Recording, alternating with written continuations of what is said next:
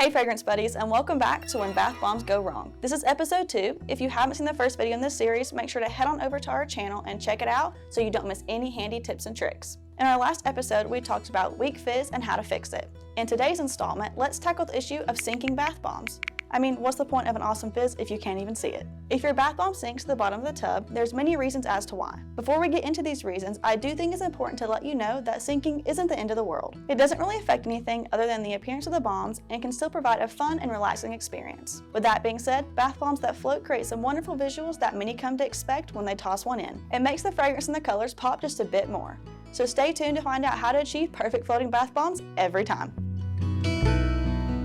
Bath bombs sink to the bottom of the tub when they're not buoyant enough to float. You can run into buoyancy issues due to insufficient dry time, heavy ingredients, and improper packing. For starters, let's talk about dry time. Bath bomb recipes all contain both dry and wet ingredients. Ideally, your recipe should have just the right ratio to ensure they are wet enough to mold and stick together, but not so wet that they don't dry.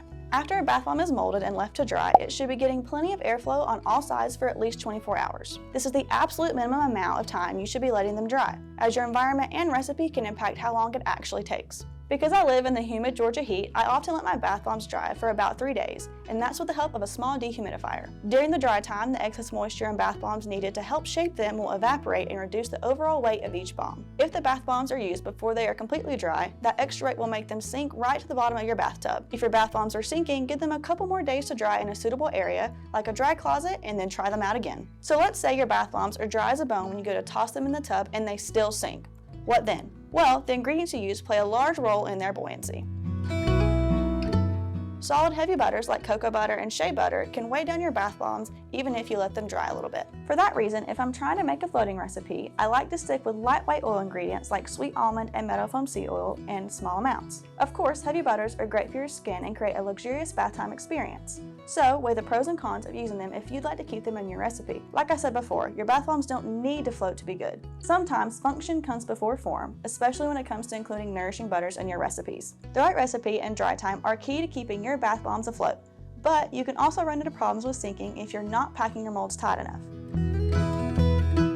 It's important to pack your bath bomb molds with enough of your recipe to get them to hold together, but you should avoid putting too much because then it won't stick together. Whether you're using a double-sided mold, a bath bomb press, or a shaped silicone mold, make sure to sprinkle the bath bomb mixture in lightly at first and then pile it high. Then you're going to gently press that mixture down into the mold, making sure it sticks to itself.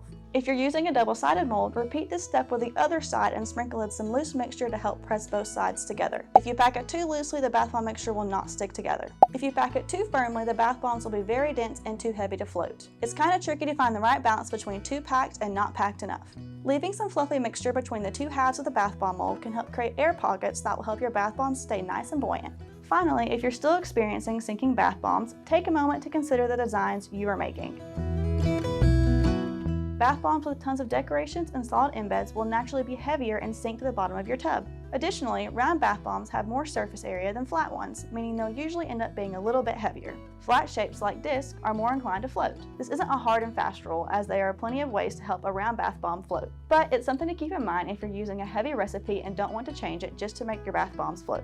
There's lots of other little things that come into play in regards to helping your bath bombs stay afloat. Outside of heavy oils and butters, there's many other ingredients that can lead your bath bombs to sinking, like Epsom salt. If you're still struggling at this point to keep your bath bombs afloat, don't beat yourself up about it. Bath bombs are just as fun whether they float or not. Tweaking your recipe, mold, and curing time can all help prevent them from sinking. So, as always, remember to take note of your process and the results of your testing. If you want more tips and tricks to help you on your bath bomb journey, be sure to stay tuned for our next episode of When Bath Bombs Go Wrong, where we'll tackle less than pretty color results in the tub.